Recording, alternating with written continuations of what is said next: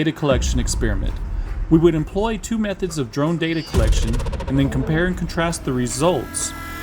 Here we have the Memorial Tower in the heart of LSU's campus, erected in 1923 and officially dedicated in 1926 to all of the veterans who died in World War I.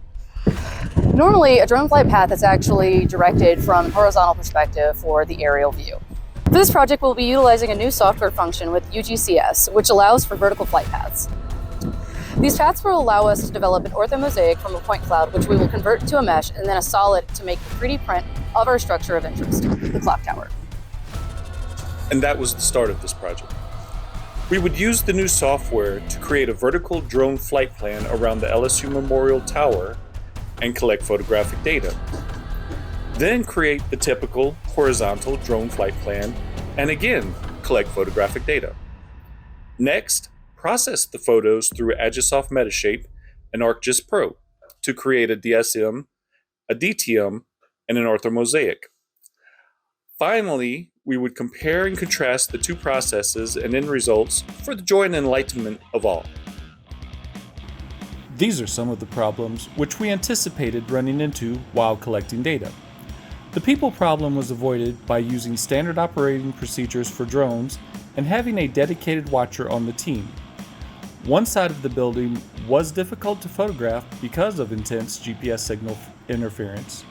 And finally, we had to adjust our schedules a couple of times due to bad weather. But life often does not go according to plans. Sometimes, surprises appear seemingly out of nowhere. So you take a few moments to reassess, you make a course correction, and you continue boldly forward. Due to unforeseen circumstances, we were not able to access the UGCS software. So we rerouted our project and decided to render the 3D model using manual vertical flight photos and a few other things.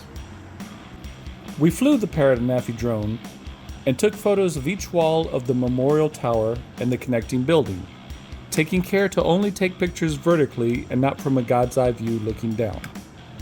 The Agisoft Metashape software did not know which wall to connect to which, so we returned and took more photos, this time of the corners of the tower and the building. Using these photos and with a little work in Metashape, we were able to create a stable STL file, which was then used to 3D print two test models on a frozen Sonic Mighty 8K resin printer. Unfortunately, we did not have as good of luck in ArcGIS Pro using those same Metashape files. So we built a DSM, a DTM, and an orthomosaic from scratch in ArcGIS Pro. What you're looking at is the result. Even with the photos of the building corners, ArcGIS Pro added an extra side of the building and had holes in the rooftops and walls, which did not occur in the Metashape software. At this point, we've flown the drone a few times to get better photos, including a horizontal or God's eye view path, in an attempt to correct the problems we faced in ArcGIS Pro. The horizontal photos only made things worse, and with the addition of these new photos, the digital surface and terrain models, along with the orthomosaic, were flattened. However, we have shown that it is possible to build 3D models using only vertically taken photographs, and even found a couple of tips in making that process work better. How do we move forward on the project at this point? I dug up some old drone photographs of the LSU campus mounds and the Poverty Point mounds, which were from classes in 2019 that I took, and added them to this project. Here, we see the newly created models in ArcGIS Pro using those old photos of the LSU campus mounds. The orange colored lines are the flight paths, and the yellow squares are the cameras, or rather where the cameras were when the photos were taken. These photos from 2019, or more accurately, these models created from those photos, can be compared to newer models and used to determine if any slumping or creep has occurred on the LSU mounds over these past several years. This is important now that the mounds are a protected archaeological site. The original photos were taken with the DJI Phantom 4 drone, a relatively expensive model.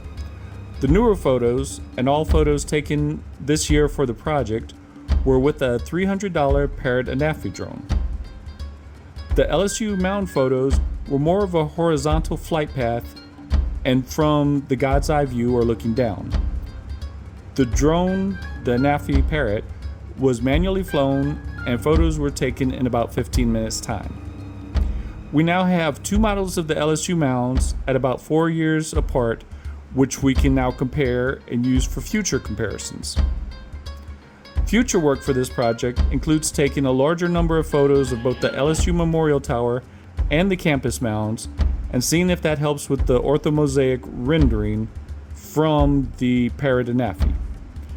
The largest differences between the older drone photos and these new ones are that the older photos were taken from around 100 meters above ground, while these newer photos were taken from 5 to 10 meters above ground, and the older photos were generated automatically from an automated flight path, while these new photos were manually taken from a drone being flown manually. Finally, we have models created of Poverty Point from drone photos taken back in 2019. These models were created along with all the other models in this project using this new ArcGIS Pro. The next step for Poverty Point would be to make a trip there to get new pictures and then create 3D models, DSM, DTM, orthomosaic, and compare these new ones to the ones we've created in this project from 2019. What follows are some quick instructions on creating digital surface models, digital terrain models, and orthomosaics from start to finish. Go to Imagery and click New Workspace. Fill in name.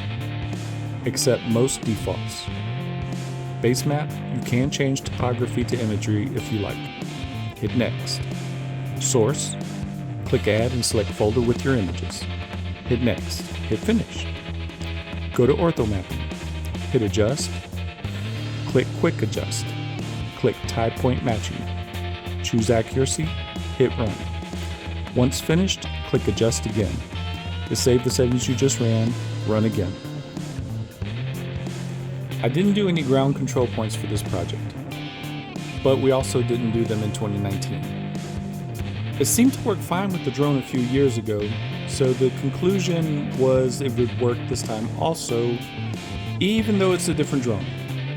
I didn't have to input any coordinate system because ArcGIS pulled the information from the drone's camera, and the buildings lined up with the pre-existing map, so it seems we're good on that aspect.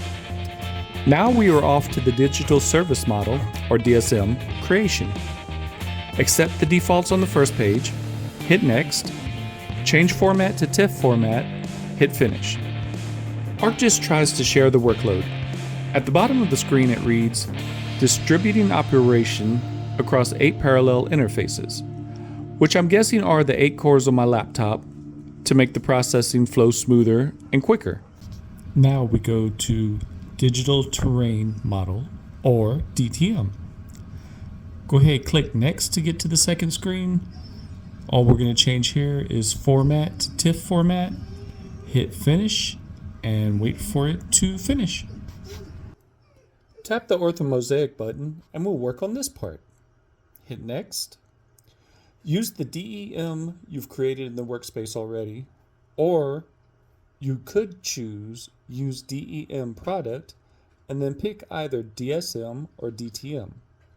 We'll take the defaults here and hit Next. Next again. Ensure the format is set to TIFF format and finish. Then we wait for the ortho to cook. Here we've converted the map to a local scene. We'll start with an up-close view of the base map. Then we'll add the DSM, then the DTM, and finally the orthomosaic. I want to point out the detail in the ortho. The drone was 100 meters above ground level for these photos, and look how great they look. It's kind of unbelievable. Now we're going to start removing things. We'll take off the ortho, the DTM, And finally, the DSM, just giving you a bird's eye view of the entire mounds here. Then we're going to add the blue lines for the footprint.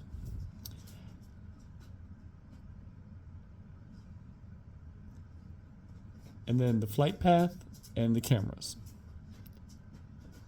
And so after everything loads up here, we're going to zoom back in for a close-up view of the ortho once we click that back on. And what we're going to be looking at here is the little yellow boxes where all the cameras are. Now once this catches up, they'll spread out a little bit and such, but you're still going to see a tremendous amount of overlap. Now remember, when these pictures are being taken, the drone is 100 meters above ground level. And so y'all have been to the mountains probably and know how large this area is. Each of these drone pictures is, a meter, 2 meters away. It's not that far away. So there's a lot of overlap from 100 meters in the air. So now we're going to get a side view here just to get a better idea of what the mounds look like in the model itself. And so this will be a model we can use to compare year after year or decade after decade and figure out how much creep, how much slumping, how much the mounds are being degraded.